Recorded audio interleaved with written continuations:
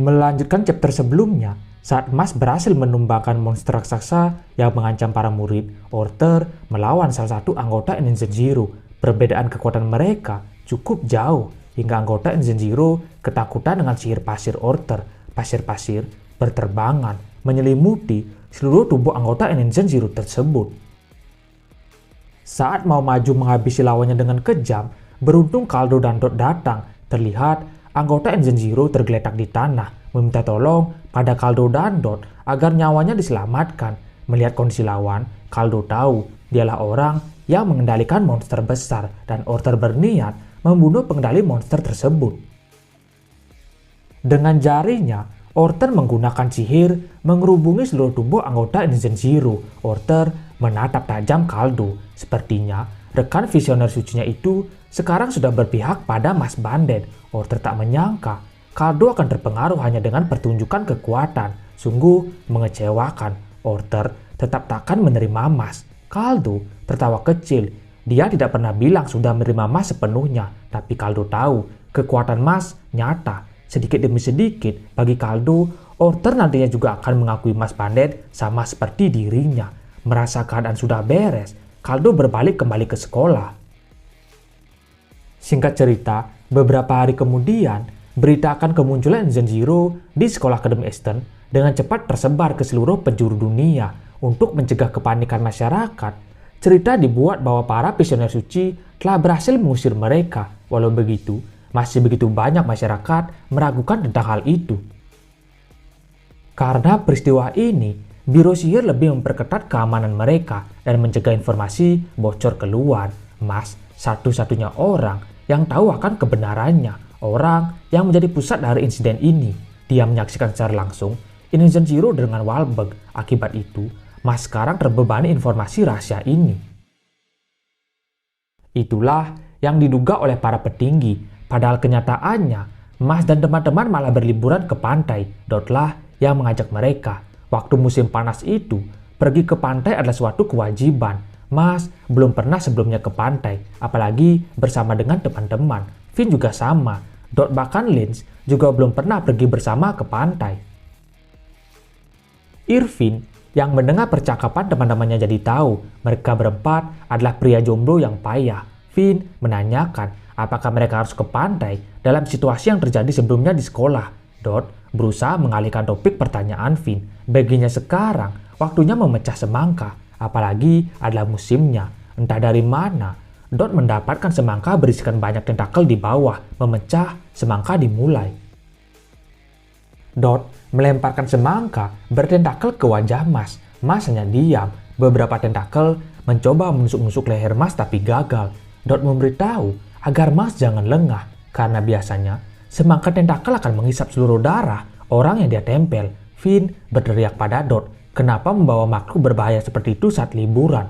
Karena hidup adalah terus berjuang melawan kematian, jawab Dot. Mas lalu menghantamkan kepalanya ke pasir hingga membuat semangka terbelah. Merasa sudah pecah, waktunya memakan semangka. Finn ingin ikut makan, tapi ketika melihat semangka masih menggeliat karena tentakel-tentakelnya, dia kaget. Bagaimana bisa Finn makan buah semacam itu? Dot mengajak mereka berenang setelah selesai makan semangka.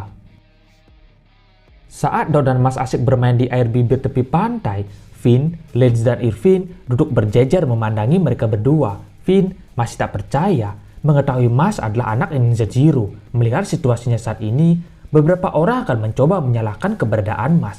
Padahal bagi Irvin, semua ini bukanlah salah Mas. Padahal keinginan Ninja Zero berbanding terbalik dengan Mas. Mereka berlawanan. Menurut Lynch, ini adalah ujian terbesar bagi Mas.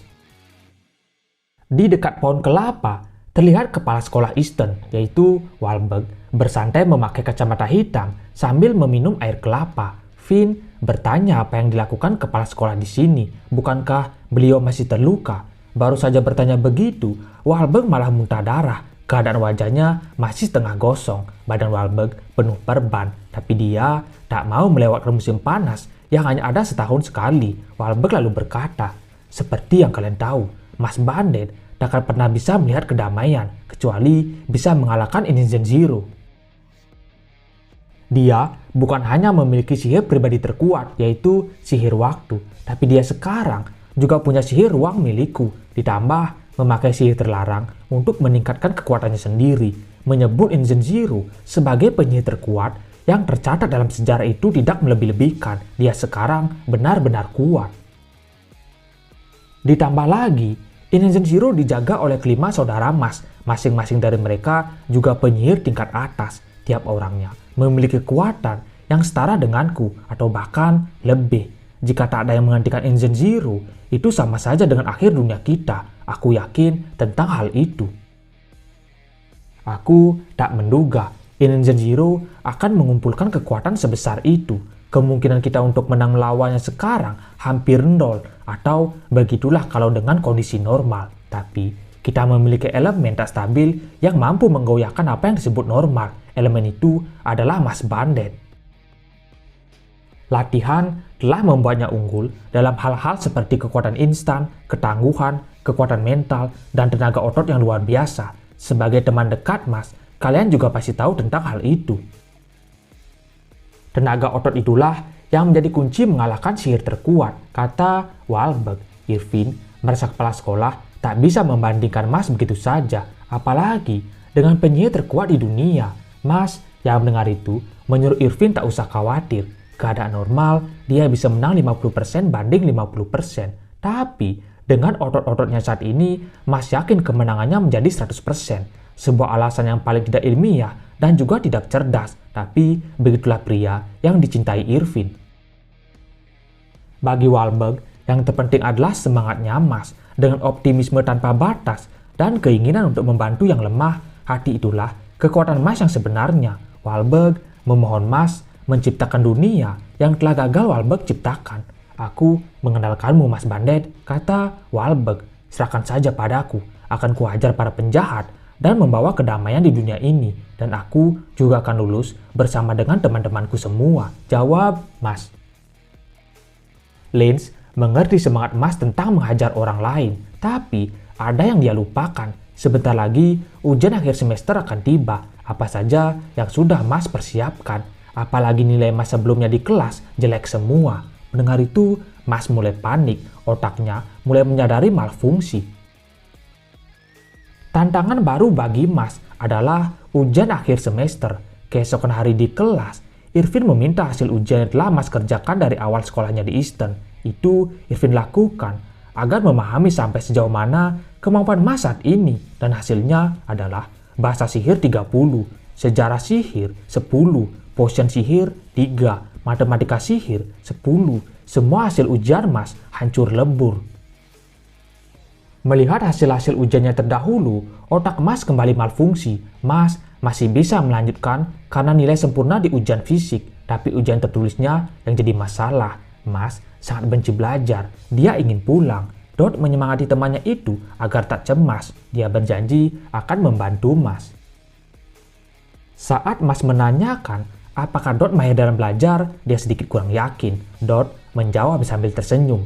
Belajar adalah salah satu cara terbaik. Kau bisa melanjutkan tujuanmu. Anggap saja sebagai latihan untuk pekerjaan nyata dan lakukan sedikit demi sedikit tiap hari. Ditambah lagi, itu akan terlihat baik di catatanmu. Kau tak ingin melihat masa kecilmu dengan penyesalan kan? Kata Dot. Mas merasa terkucilkan. Lagi-lagi otaknya rusak.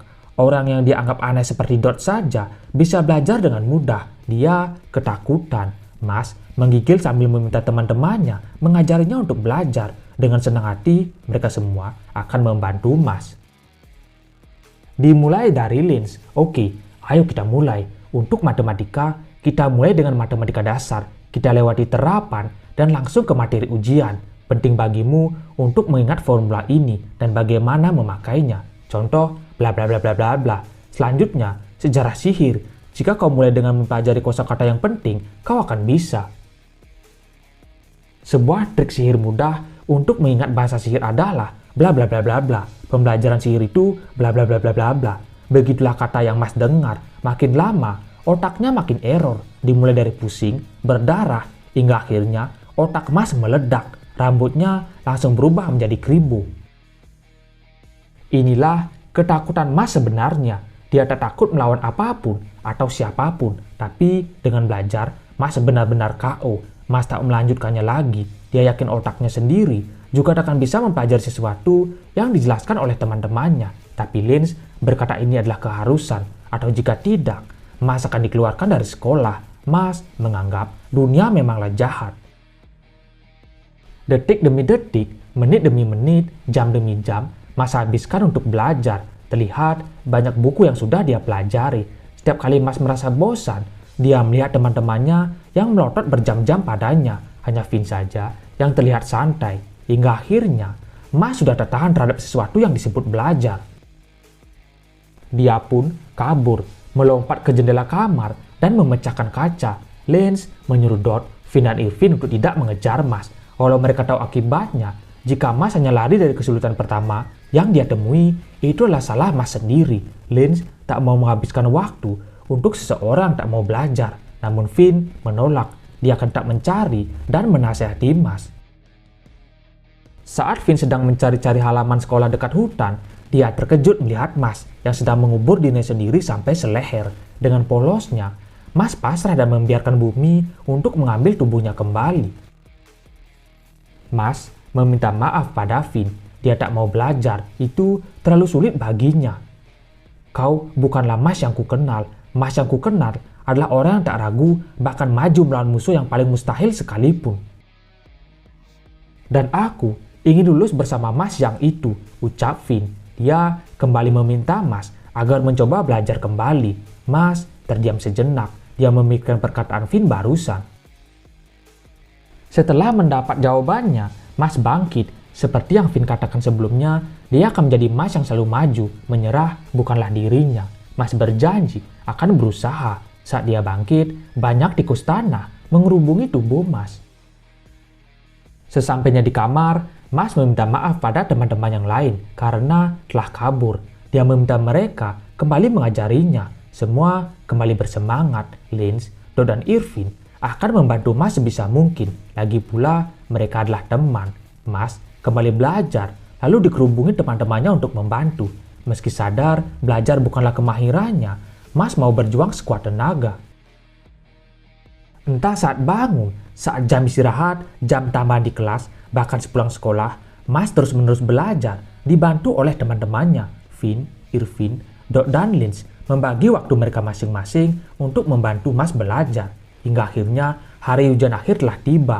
Bu guru membagikan soal pada setiap murid di kelas. Soal pertama, Mas bisa menyelesaikan dengan mudah. Namun makin lama, otaknya makin bekerja keras. Keringat dingin mengucur di sekujur tubuh Mas. Tapi dia tetap berusaha mengerjakan semuanya. Meski Mas sendiri tak tahu apakah jawaban yang dia tulis benar atau salah. Waktu ujian selesai, Mas masih duduk bengong di kursinya. Keringat dingin masih keluar, terlihat jelas di wajah Mas.